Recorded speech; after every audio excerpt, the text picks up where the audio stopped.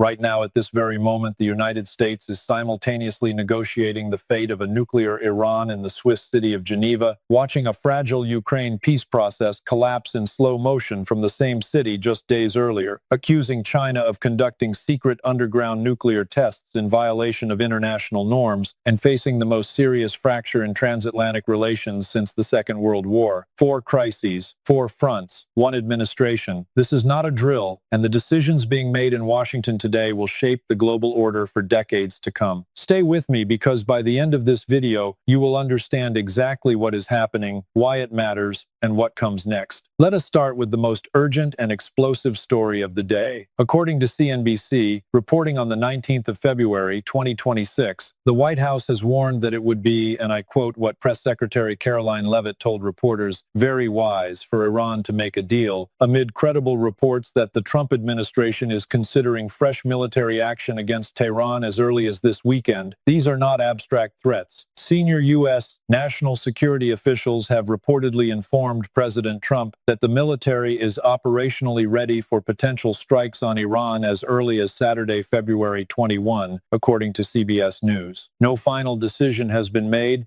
but the timing of that disclosure is anything but accidental. Here is the context you need to understand why this moment feels so different from anything we have seen before. Earlier this week, American and Iranian delegations sat across from each other indirectly through Omani mediators at nuclear talks in Geneva, Switzerland. According to CNBC, Iranian Foreign Minister Abbas Araghchi had previously reported that the two sides reached some understanding over the guiding principles for negotiations. That sounded like progress. But then came Vice President J.D. Vance, who publicly accused Iran of failing to address core U.S. demands. The White House said that the two sides remain very far apart on some issues, while simultaneously noting there are, and this is a direct quote from Leavitt, many reasons and arguments that one could make for a strike against Iran. To understand what is being negotiated, we need to go back to February 6, when, according to NPR, the United States and Iran held their first round of renewed indirect talks in Muscat, Oman, the first since last year's devastating 1-2-day Israel-Iran war, in which U.S. stealth bombers struck 3 Iranian nuclear facilities in a June 2025 operation the White House called Operation Midnight Hammer. The destruction of those facilities was unprecedented, but it did not end Iran's nuclear ambitions, it simply hardened them. At those February 6 talks, the U.S. brought something it had never brought before. Admiral Brad Cooper, the head of U.S. Central Command, in full dress uniform. The message to Tehran was unmistakable. The USS Abraham Lincoln Carrier Strike Group and multiple warships were positioned just off Iran's coastline in the Arabian Sea. According to Al Jazeera, Araghchi called those Oman talks a good start, but candidly acknowledged that the mistrust that has developed is a serious challenge. Iran's position has been consistent. It will only negotiate on nuclear matters, and it will not discuss its ballistic missile program or its regional proxies, both of which Washington has demanded be on the table. Iran's Revolutionary Guard underscored that red line dramatically by deploying one of its most advanced ballistic missiles, the Khorramshahr 4, capable of reaching Israeli cities and U.S. military bases across the region. From an underground launch complex on the very same day talks resumed. The message from Tehran was mirroring Washington's, we can negotiate and we can threaten simultaneously. Now add to this already volatile mix a development that has rattled global oil markets. According to CNBC, Iran partially closed the Strait of Hormuz on Tuesday, citing officially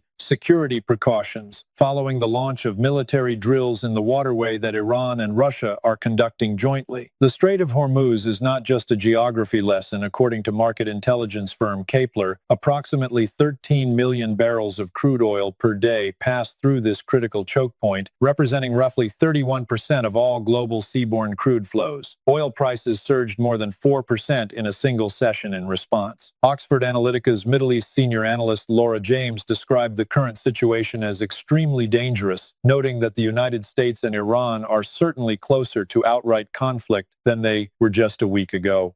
The rapid pace of American air power reinforcement in the region in the past 24 hours, she told CNBC, is particularly alarming, even if it is still for now signaling and pressure for a particular diplomatic outcome. The political analysis here is critical. Washington is using maximum pressure simultaneously with diplomatic engagement, a strategy that worked in bringing Iran to the table but which carries an enormous risk of miscalculation. One wrong move, one misread signal, one nationalist faction in Tehran, or a hawkish decision in Washington could ignite a war with consequences that dwarf anything the region has seen in decades. As the Geneva-Iran talks were unfolding, another set of critically important negotiations also in Geneva was simultaneously collapsing under the weight of irreconcilable positions. According to Al Jazeera, the second day of U.S.-brokered Russia-Ukraine peace talks ended abruptly on Wednesday, February 18, after what Kiev described as Russian stalling tactics. The talks had been structured into two tracks, a political delegation and a military delegation. The military track reportedly made some incremental progress on ceasefire mechanisms, according to CNN,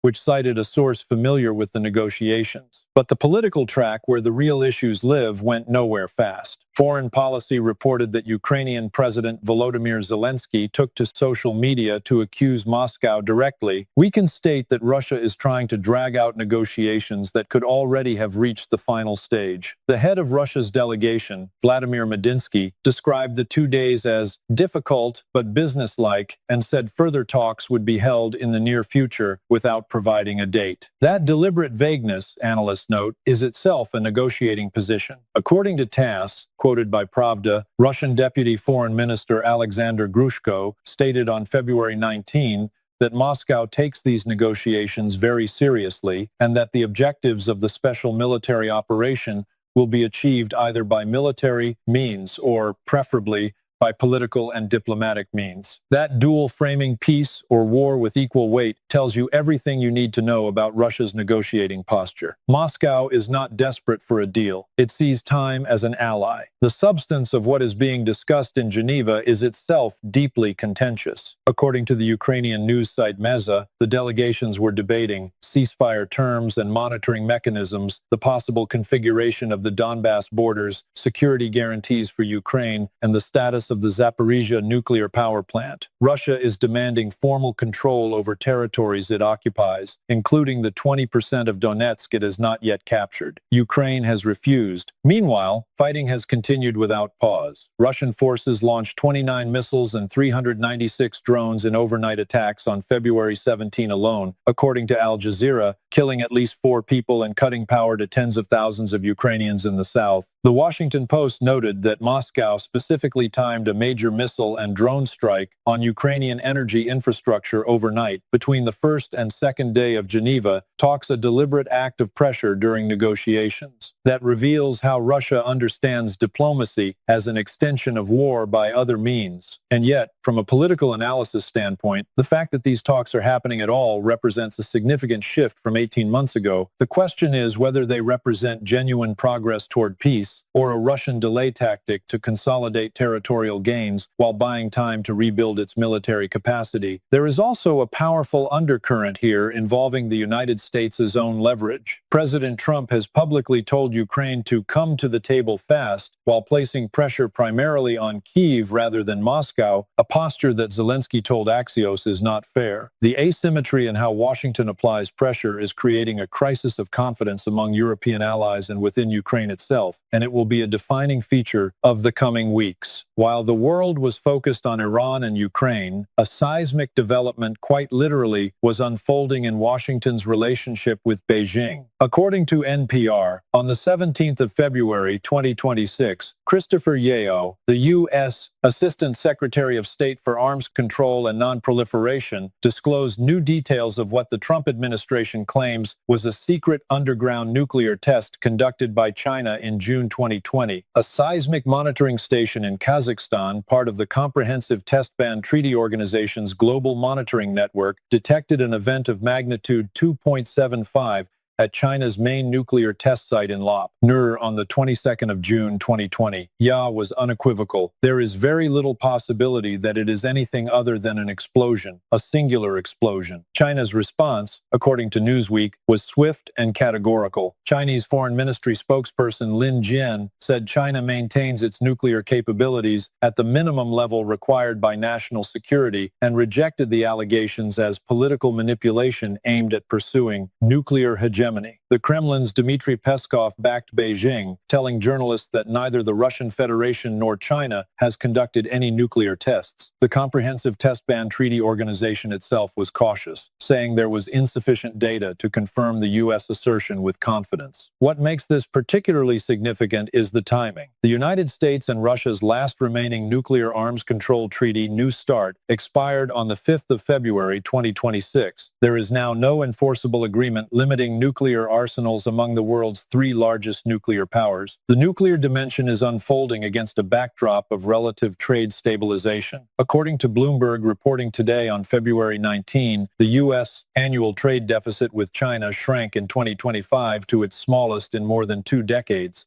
approximately $202 billion, as Trump's sweeping tariffs reshuffled global supply chains. Following a Trump-Xi meeting in Busan, South Korea in October 2025, both sides agreed to extend a lowered tariff rate of 10% on each other's goods through November 2026. The trade truce is holding, at least on paper, but beneath the commercial détente, the strategic rivalry is accelerating at a pace that alarms arms control experts and intelligence analysts alike. According to the Washington Times, the Pentagon's most recent assessment places China's operational nuclear warhead count at approximately 600, up from around 200 just 6 years ago, with a stated goal of exceeding 1,000 warheads by 2030. Tong Zhao, a senior fellow at the Carnegie Endowment for International Peace, confirmed to NPR that satellite imagery shows expansion of equipment areas, new tunnels, and increased personnel housing at the Lopner test site. Assistant Secretary Yo drew what may be the most alarming bottom line of the week. China's nuclear buildup represents an expansion the world has not seen in many decades, ever since the early days of the Cold War. President Trump has since said he wants to resume U.S. nuclear testing on an equal basis with China and Russia, a declaration that experts warn could trigger a cascading global nuclear arms race. Adding further complexity is the Taiwan dimension. According to the Washington Times, Chinese President Xi Jinping told Trump in a February 4 phone call that Washington must handle arms sales to Taiwan with prudence. Trump responded that a decision could be made soon, suggesting potential leverage in an ongoing negotiation where Beijing may seek concessions on Taiwan in exchange for cooperation on trade, Iran, and arms control. The geopolitical chessboard between Washington and Beijing has never been more complex or more dangerous. Perhaps the most underreported but structurally consequential story of this period is the state of the U.S.-European relationship. According to the Munich Security Conference's 2026 security report, published in February, Washington's shifting posture has pushed Europe into a reactive mode it has never experienced in the post-war era. Following the Trump administration's suspension of military aid and intelligence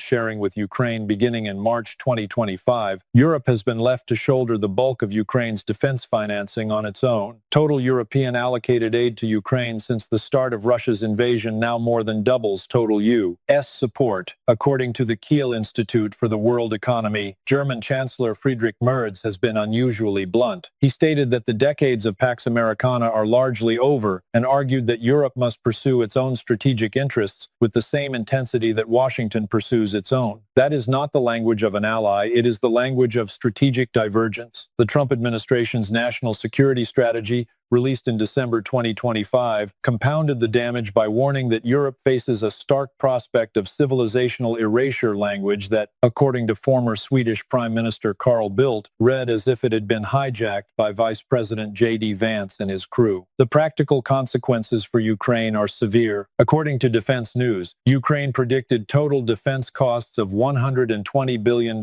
for 2026, of which $60 billion must come from foreign partners. Prime Minister Schmeichel publicly asked allied nations to each allocate at least 0.25% of their GDP to Ukraine's defense. A European-led multinational peacekeeping force deployable once the war ends has emerged as a key pillar of proposed security arrangements. But this too remains contested in Washington, where the Trump administration has shown little enthusiasm for institutionalizing European security guarantees that would require a long-term American commitment. According to the Center for European Policy Analysis, the European Union has established the Security Action for Europe instrument to provide $175 billion in loans to EU member states, with 13 states already indicating interest in including Ukraine in their European defense investment plans. Europe's defense industrial base is also beginning to mobilize at scale. The EU is now on track to manufacture approximately 2 million 155mm artillery shells annually. Airbus, Leonardo, and Thales have agreed to merge their space activities into a single entity, signaling Europe's intent to reduce strategic dependence on American platforms. The German Marshall Fund noted that the 2026 National Defense Authorization Act, reflecting a Congress that remains more pro-NATO than the White House, creates a deliberate distance between the legislative branch and the Trump administration on European security. Congress continues to mandate annual reporting on Russian military threats to NATO allies, signals a measured level of continued support for Ukraine, and is quietly attempting to limit the most disruptive elements of the administration's European disengagement. But as the German Marshall Fund cautioned, the NDAA cannot fundamentally alter the changing strategic priorities articulated by the U.S. President and his cabinet. The core tension here is this: Europe and America are pursuing the same nominal goal, ending the war in Ukraine, but through increasingly incompatible frameworks. Washington wants a quick ceasefire, even at significant territorial cost to Ukraine. Europe, led by Germany, France, and the United Kingdom, insists that any settlement must include credible security guarantees and must not reward Russian aggression with territorial gains that could invite future invasions of NATO's eastern flank. The next 72 hours may be among the most consequential in American foreign policy in years. On the Iran front, CBS News reports that Trump has been briefed on military readiness for potential strikes as early as this Saturday. Secretary of State Rubio is expected to travel to Israel on February 28, signaling that Washington is managing Israeli expectations amid the diplomatic push. A U.S. official told CNN that the Iranians said they would deliver detailed proposals to address open gaps in positions in the next 2 weeks, leaving a narrow diplomatic window before any military option could be exercised. On the Russia-Ukraine front, the Geneva talks have concluded without a breakthrough, but both sides have agreed to meet again. The coming days will reveal whether that next meeting happens quickly, which would signal genuine momentum, or whether Russia uses time as leverage while its forces continue to advance on the battlefield. Ukraine's war 4-year anniversary falls next Tuesday, February 24, a symbolic date that both sides will use to frame the narrative of who is serious about peace and who is not. On China, the nuclear test allegations are entering a new phase. Congress and independent arms control organizations are demanding more transparency from the administration. Trump's vow to resume nuclear testing on an equal basis is now being treated by arms control experts not as bluster but as policy and formation, one that could accelerate a three-way nuclear competition with no guardrails. And in Europe, the pressure is building for a continent-wide defense consensus that simply did not exist 18 months ago. Whether that consensus can crystallize into real strategic capability before a potential Ukraine ceasefire removes Europe's last moment of leverage remains deeply uncertain. What you are witnessing in real time is a fundamental restructuring of the international order. The rules, alliances, and arms control frameworks that governed great power relations for the past 30 years are being dismantled not in secret, not gradually, but openly and at speed. The United States is simultaneously engaging Iran diplomatically and preparing to bomb it. It is mediating a Ukraine peace process while undermining it. It is holding a trade truce with China